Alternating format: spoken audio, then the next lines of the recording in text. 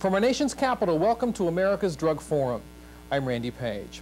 We depart today from our normal format to take the opportunity to speak at length with one of the nation's most influential thinkers of the 20th century, Professor Milton Friedman. Professor Friedman was the 1976 Nobel Prize recipient for economic science. He's a former economic advisor to President Ronald Reagan, and among his many lists of accomplishments, most recently he is the recipient of the 1991 Richard Dennis Drug Peace Award for his consistent and controversial call for drug policy reform. Professor Friedman, thanks for being with us today. Glad to be with you. Let us deal first with the issue of legalization of drugs. How do you see America changing for the better under that system? I see America with half the number of prisons, half the number of prisoners, 10,000 fewer homicides a year, inner cities in which there's a chance for these poor people to live without being afraid for their lives, respectable citizens who are now citizens who might be respectable who are now addicts, not being subject to becoming criminals in order to get their drug, being able to get drugs for which they're sure of the quality. You know, the same thing happened under Prohibition of alcohol as is happening now. Under Prohibition of alcohol, deaths from alcohol poisoning, from poisoning by things that were mixed in with the alcohol, the illegal bootleg alcohol, went up sharply. Similarly, under drug prohibition, deaths from overdose, from adulterations, from adulterated substances have gone up. How would legalization adversely affect America, in your view? The one adverse effect that legalization might have is that there very likely would be more people taking drugs. That's not by any means clear. But if you legalized, you destroy the black market, the price of drugs would go down drastically. And as an economist, lower prices tend to generate more demand. However, there are some very strong qualifications to be made for that. The effect of criminalization, of making drugs criminal, is to drive people from mild drugs to strong drugs. In what way? Well, take marijuana. Marijuana is a very heavy, bulky substance, and therefore it's relatively easy to interdict. The warriors on drugs have been more successful in interdicting marijuana than, let's say, cocaine. So marijuana prices have gone up, they've become harder to get. There's been an incentive to grow more potent marijuana, and people have been driven from marijuana to heroin or cocaine or one of the other, or crack, one of the other drugs. Let us consider another drug then, and that is the drug crack, crack cocaine. Crack would never have existed, in my opinion, if you had not had drug prohibition. It was drug prohibition. Why was crack created? Because cocaine was so expensive that the preferred method of taking cocaine, I'm not speaking from personal experience, I've never touched any of this stuff. I'm speaking from what I've read in the literature. But the preferred method of taking cocaine, which I understand was by sniffing it, snorting it, became very expensive.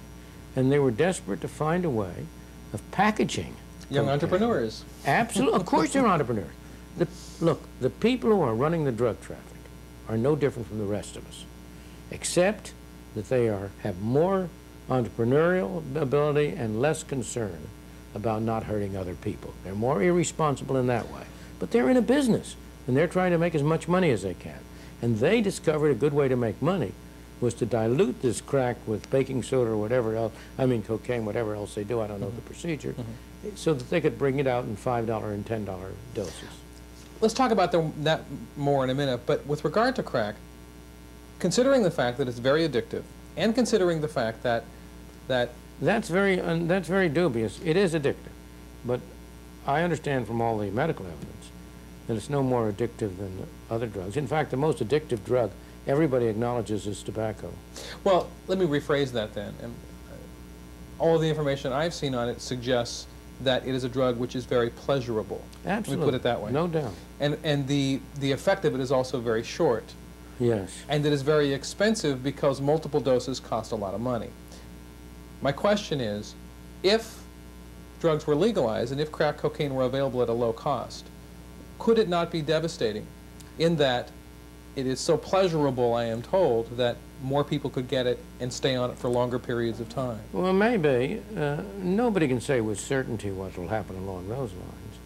But I think it's very dubious, because all of the experience with legal drugs is that there's a tendency for people to go from the stronger to the weaker, not the other way around, just as you go from regular beer to light beer.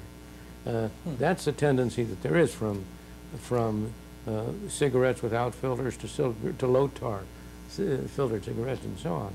So, but I can't rule out that what you're saying might happen, but, and this is a very important but, the harm that would result from that would be much less than it is now, for several reasons.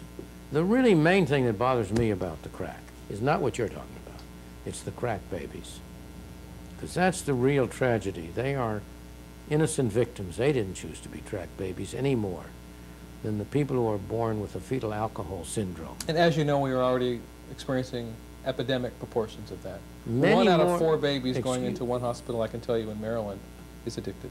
But I'll tell you, it isn't that crack babies are necessarily addicted, but they tend to come in at low birth weight. They tend to come in at... and have drugs in their system. And they are in other ways mentally impaired and so on. But you know that the number who do that from alcohol is much greater. So the same problem arises there. But now, the reason that's what bothers me. Now, suppose you legalized. Under current circumstances, a mother who is a crack addict and is carrying a baby is afraid to go get treatment, afraid to go get prenatal treatment, because she turned herself in as a criminal. She's subject to be thrown to jail. Under legalized drugs, that inhibition would be off. And you know, even crack addicts, mothers, have a feeling of responsibility to their children. And I have no doubt that under those circumstances, it would be possible to have a much more effective system of prenatal care, a much more effective system of trying to persuade people who are on drugs not to have children, or to go off drugs while they have children. Let us turn to the early genesis of your belief that the drug laws may not be working the way the nation would hope them to. Tell me about the elements that you saw early on that changed your mind or changed your way of thinking. Well, I'm not saying changed. I would rather say formed my way of thinking, because I do not recall at any time that I was ever in favor of prohibition of either alcohol or drugs. I grew up, I'm old enough to have lived through some part of the Prohibition era. And you remember it? I remember it. I remember the occasion when a fellow graduate student at Columbia from Sweden wanted to take me downtown to a restaurant where we had a Swedish meal and introduced me to the Swedish drink aquavit. This was a restaurant at which this Swedish fellow had been getting aquavit all during Prohibition. They had been selling it to him. And this was just after the repeal of Prohibition. And we went there, and he asked them for some aquavit. He said, "Oh no, we haven't gotten our license yet." And finally, he talked to them in Swedish and persuaded them to take us into the back where the kitchen, where they gave us a glass of aquavit apiece. Now that shows the absurdity of it. During Prohibition, when I was a teenager, Prohibition was repealed in 1933 when I was 21 years old. So I was a teenager during most of Prohibition. Alcohol was readily available. Bootlegging was common. Any idea that alcohol prohibition was keeping people from drinking was absurd. There were speakeasies all over the place, but more than that. We had this spectacle of Al Capone, of the hijackings, of the gang wars. Anybody with